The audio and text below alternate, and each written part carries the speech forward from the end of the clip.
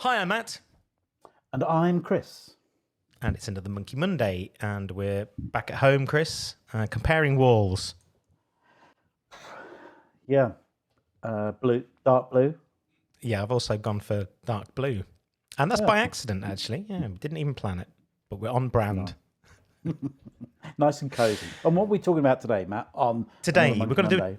we're gonna do a two-parter, mate. Today, and we're looking at content marketing, and part one is looking at how to generate ideas of what content you should create to market. Yeah, we've had a client come to us who's starting a podcast, and one of the questions he said was like, "How do I come up with enough ideas to keep something going for years and years when my industry is a bit boring?" Or how do you do it? Yeah. And it's the same for everybody, really, I guess. No matter what content you're creating, you want to make sure it's sort of meaningful and you're not just making content for content's sake. And credit to that guy. I think he's done an amazing job with the pilot. So I hope they keep it up, and I hope it goes really well for them. And so what we're going to do is we're going to provide three tips on how you can use some ideas to generate new content that's going to work for your audience. That's very good. You're becoming a real presenter, Matt. I know. I think it's this microphone. It's making me more radio DJ. It is quite radio DJ. So the first of our tips is something which came from an audience workshop that we did. Yeah, I think it's this is an easy win, actually, and you don't need an agency to help you with this. You can run your own audience workshop. Just ask questions about that audience, describe them. What are the things they like? What brands do they like? What stuff don't they like? And we did one recently with a guy who he does training camps, doesn't he? Training camps and fitness and stuff like that in the Swiss Alps. Amazing company, really. And in the workshop together, we sort of found that his main audience, while they cared about all of the obvious stuff, we kind of discovered that they all really love coffee. And that's an interesting one because you maybe wouldn't have gone down that road, but just knowing that single thing means you can create some content that they will really care about. And you can sort of talk about how that affects your diet, what's good and bad about coffee, effects on mental health, all of those kind of things around. You could do an entire series of stuff just around coffee.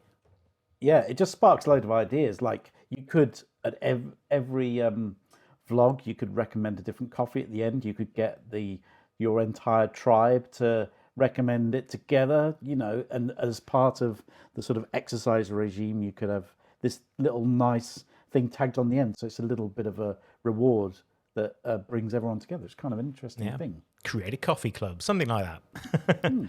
Who knows? So that's tip number one. Tip number two takes a little bit of that. So once you understand your audience, what they care about, what they're looking for, it's then good to think about what that might look like online.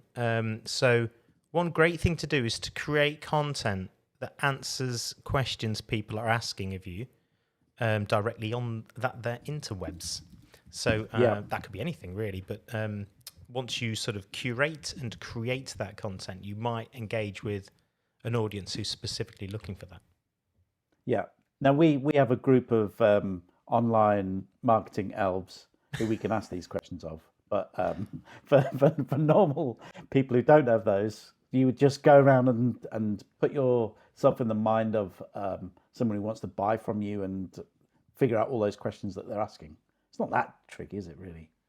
Well, there are tools over here, if you wanted to find them, that will help give numbers to this as well. So you could do some keyword analysis around this or key phrase analysis, and you could find how many people are searching for it. But it's not really the amount of people searching for it that matters, because you kind of want a small audience in a way. You want the specific audiences. You don't want a general question that millions of people are asking, because you'll never really answer that.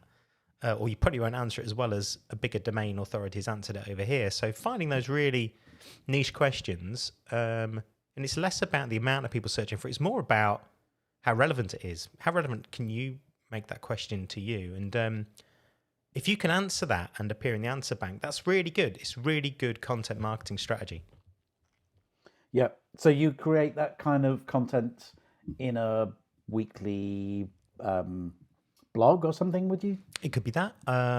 So yeah, blog is good because you can optimize that page for that search phrase. So that's perfectly fine. You could do other stuff. You could do infographics. You could do video. So maybe you create a video to answer that, and that might appear as a video result. So understanding the questions, finding who's asking it, looking at the competition, and connecting with it's the way to make that work for you.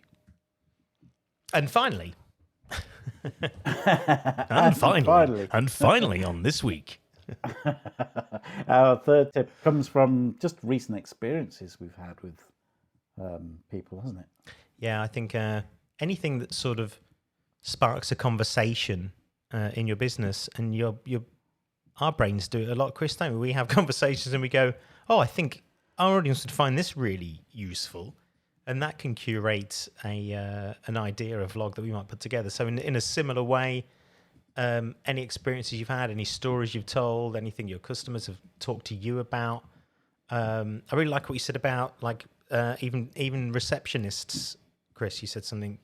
Yeah, I mean, obviously, if you're a receptionist on a reasonable sized business, you're going to get phone calls with people asking very similar questions, or that you might get that. And you just need to get everyone in your business to be noting those down, going, actually, if I didn't have to answer some of these questions day in, day out, that would be really good. And you can answer those in a fun way on a podcast or a vlog or a whatever, it's quite good. It's good content because it could help the whole business in a way. If you're having to answer, I don't know, questions around installations, for instance, all the time, if you create that content that you can just parcel and give to the customer, and you can build up a library of useful stuff for them, that's when you'll get people sort of buying into your world and understanding, well, this is the place to go for this kind of knowledge and interaction. And the best way to get that is from those real life experiences you're happening with your customers, with your team. Yeah, it's basically just free market research, really, isn't it? Well, it is, yeah. The more you understand your customers and understand what they're asking, the more that will feed into your entire marketing and the way you run your business. And it can be really micro, can't it? It can be really focused. And sometimes that works really well. The more focused and small your thing you're talking about is, the better. Rather than just trying to say one giant thing, you're just focusing down on just one small problem or issue someone's got. Yeah, that's where I think that the smaller businesses can win, because like a big company like Apple can't answer the questions for these 30 people over here. They have to do mass marketing all the time. Whereas people in our position, we could find a specific question that 10, 20, 30 people are asking and do a vlog about it, which is really informative and really helpful. There we go. That's a great way to end, isn't it? Our vlogs are informative and helpful. At least I hope they are. They are to somebody. Yeah. Just for you. It's all for you guys out there. And so that wraps it up. Now, part 2 that's coming next week, we're going to look a little bit deeper into this. And in particular, we're probably going to look at sort of email marketing. So we talked today a little bit about sort of vlogs and blogs and how that will connect with your audience. But we know subscribed audiences are the future. So we're going to look at what good email marketing looks like. Sounds exciting, right, Chris? Yeah, it's like a real cliffhanger, isn't it? It is. Tune in next week.